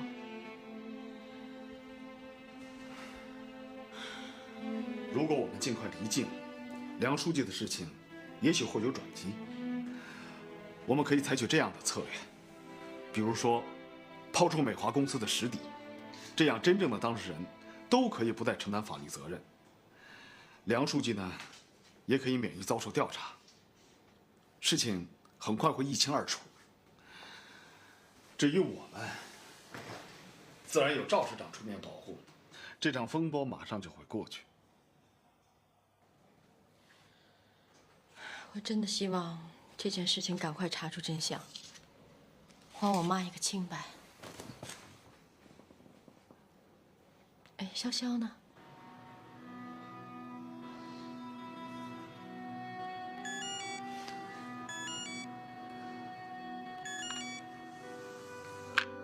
潇潇，你在哪儿啊？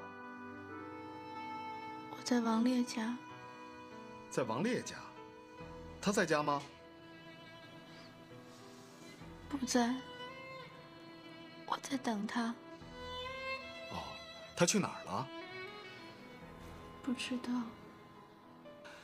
潇潇，回家来等吧，啊！我跟李兰花阿姨有事要跟你谈。不，我要等他回来。潇潇，回家来，我们一起等，好吗？不用了。我哪儿也不想去。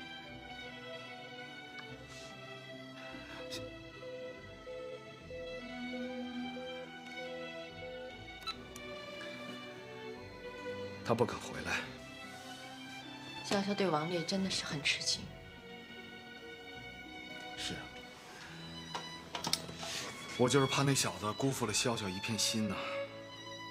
金钟，你有没有想过？如果潇潇不跟你一起走呢？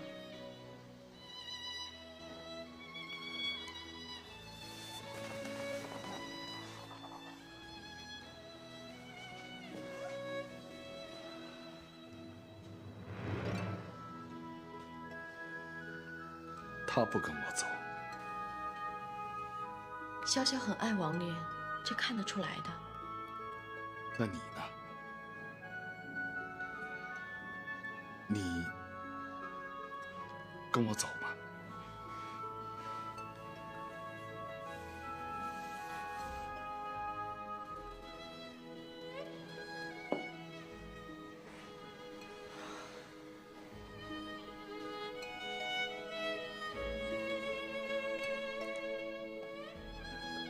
我只有跟你一起走。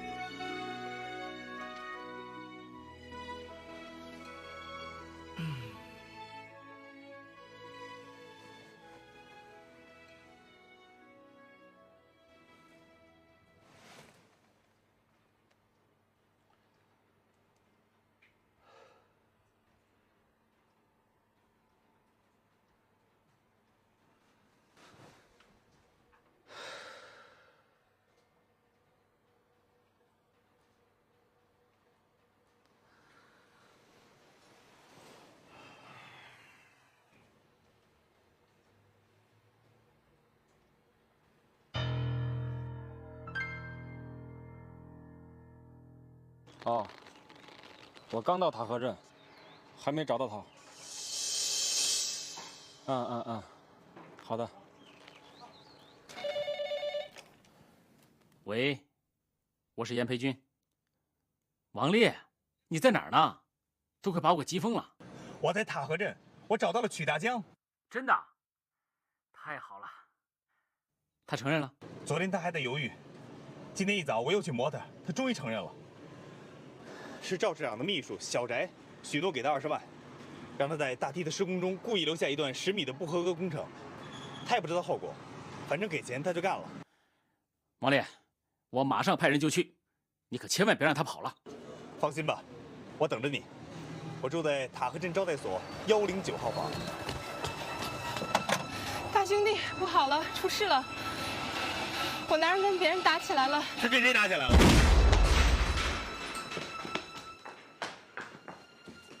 曲大江！大江，你怎么了？曲大江！曲大江！王烈。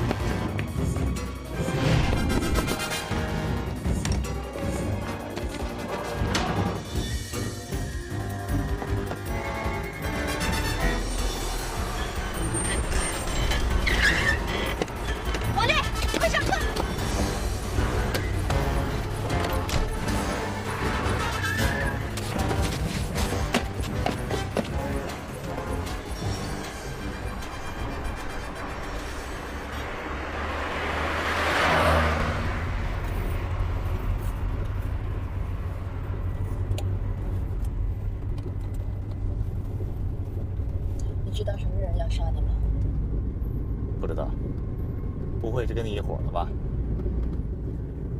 一定是赵市长派来的，因为你知道了他们的全盘计划，所以他们必须除掉你。那你为什么要救我？我不是救你，我是救我自己。王烈，唐晋州已经为我们准备好了后路，你我潇潇。我们一起到国外去，开始另外一种生活，好吗？你凭什么认为我会去？我知道你不会去，所以我才来找你。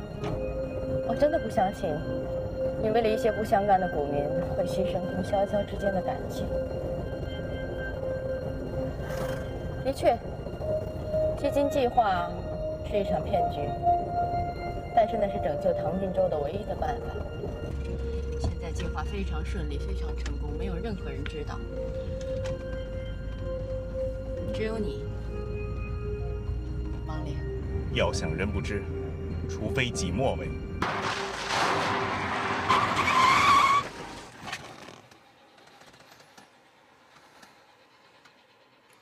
王烈，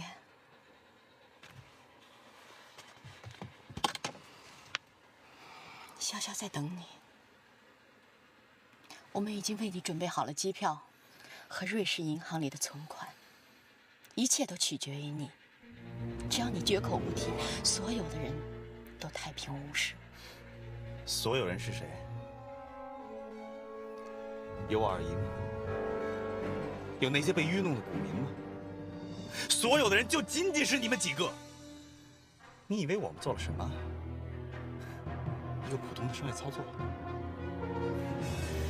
那是陷阱，是阴谋，是杀人都不见血的卑鄙。如果你把天窗捅破的话，还会有人付出血的代价，可能是你的亲人。我知道。王烈，我们之间没有任何仇恨，我们甚至可以成为一家人。你为什么非要把大家逼上绝路呢？就为了你那偏执的正义感？我要还债，我要还血债。你不可能明白的。我要下车，你把车座打开。不！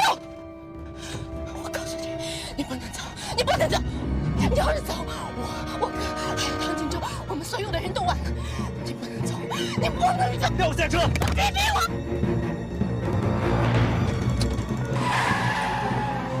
你给我下车！停车！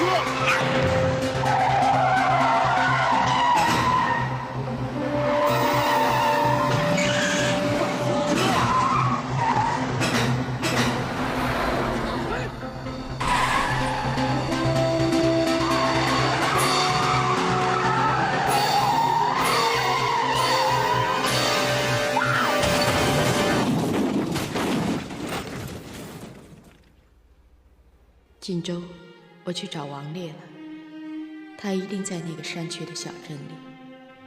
我相信，我可以为我心爱的人付出，他也会同样如此。小小那样真诚地爱着他，令我感动。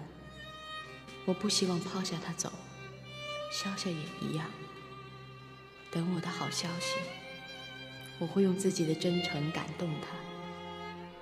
护照和机票我带走了。31日下午2点，我不会忘记这个时刻。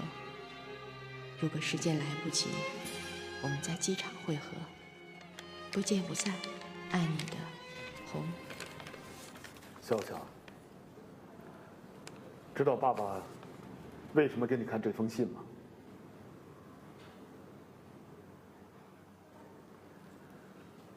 爸爸已经身处险境了。其实，爸爸早已陷在罪恶的泥潭中了。多少次我都想收手，但是为了你，我还得干下去，要干到底。我已经在国外给你们存好了款，你和王烈，还有连红。我们一起走，不会有任何危险的。到那边去过属于我们自己的生活。这么说，一切都是真的。王烈怀疑的一切都是真的。这次股市风波，就是你幕后操纵的。为什么呀，爸？难道我们的钱还不够用吗？笑笑，这不是钱的问题，而是金钱给人带来的权力欲和成就感。它就像毒品一样，你一旦享受到权力给你带来的虚荣和成就给你带来的快感，你就会在欲望的泥潭里越陷越深。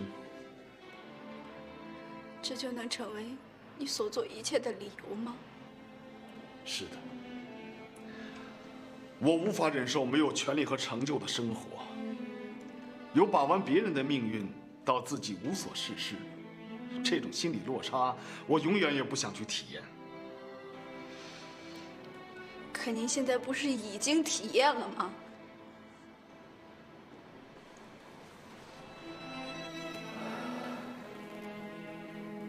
我不走，我要在这儿等王烈回来。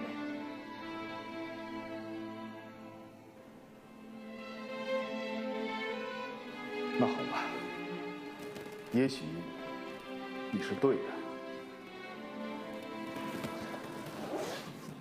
我把你们的护照和机票先给你留下，爸爸还有事要办。那我们只好机场见了。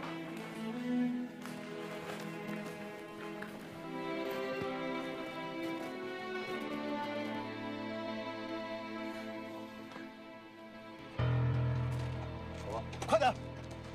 来，跟我来，慢点。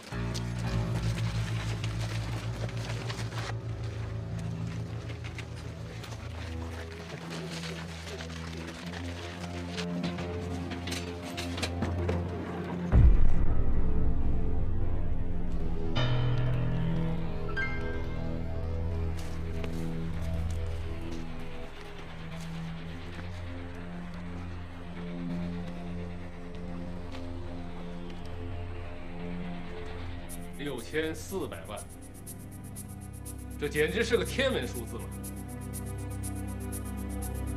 如果没有你做他的后盾，梁宽怎么可以把这么一大笔资金都据为己有？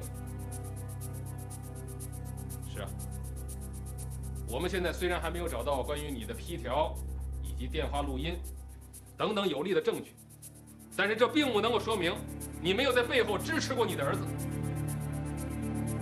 到目前为止，调查组也没有找到你与此事无关的任何证据。我们也感到很棘手，2个当事人都不能出来作证，这对你很不利。我考虑到了这一点。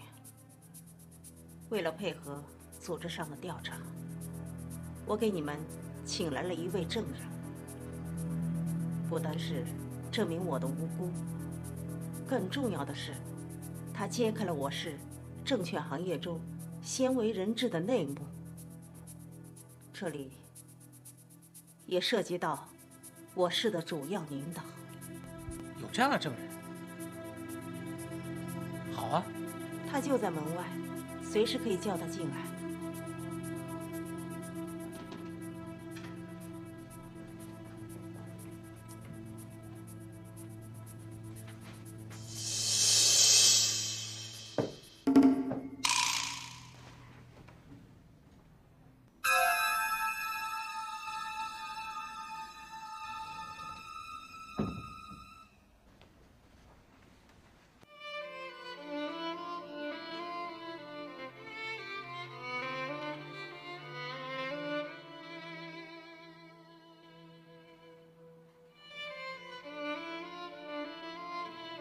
这就是我的儿子，梁宽。是我上午派人把他从精神病医院接回来的。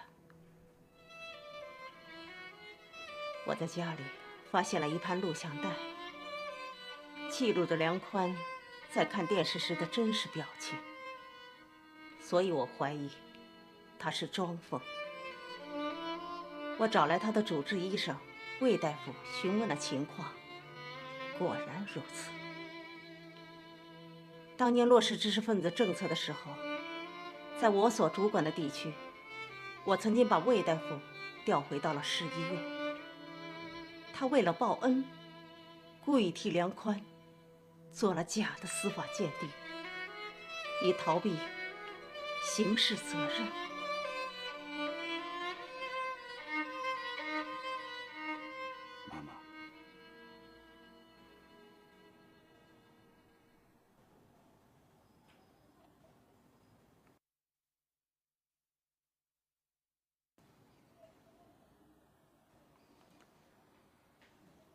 赵叔叔，别来无恙啊！这个结果，咱们谁也别怪谁。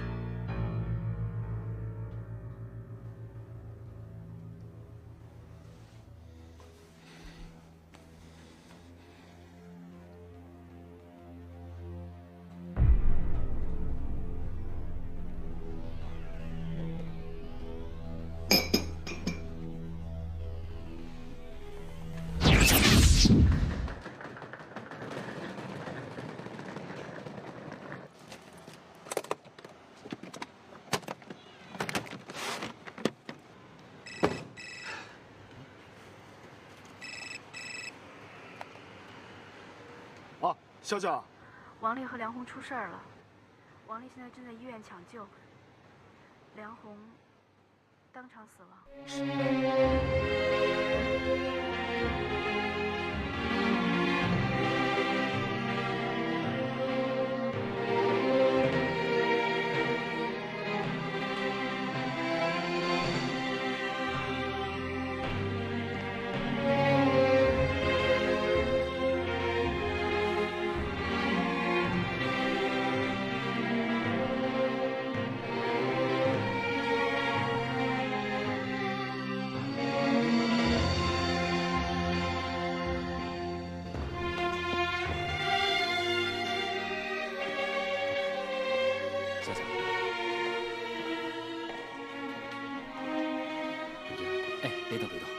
哥们儿，好样的！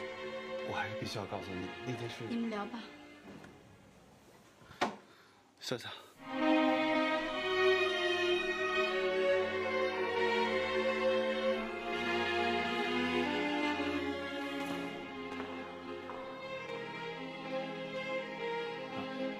王烈，有几个问题我想问问你。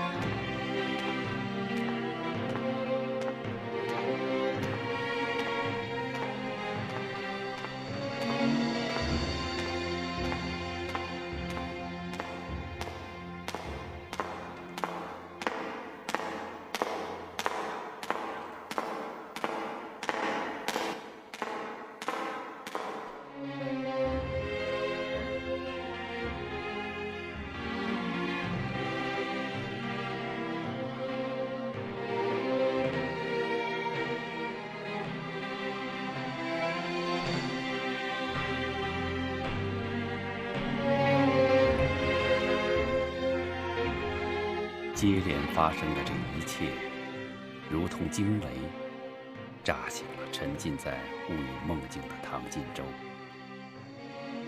梁红成了一系列阴谋的殉葬品。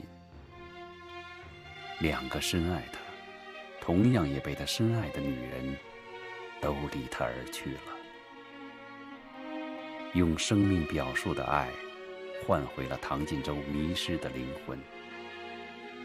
他来到了妻子的墓前，是倾诉，也是告别。他要告诉妻子自己的顿悟，忏悔心中的恶念。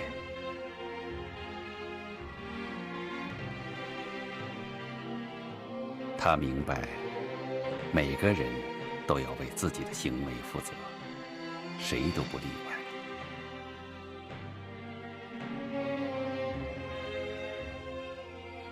他要让所有他所经历的罪恶无处遁形。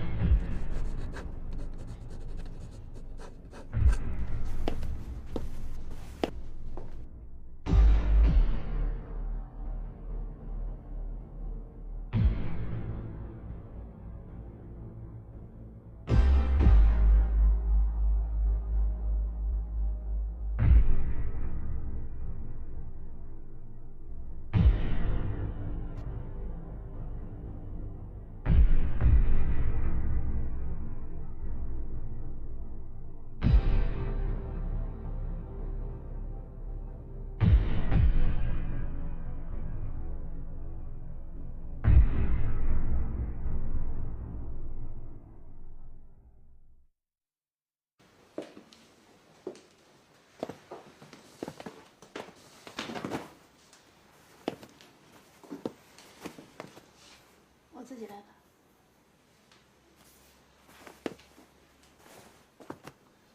小香，最近你改变了许多。生活在改变，人的心态也会随着改变。其实这是一件好事儿，只要不是向生活妥协。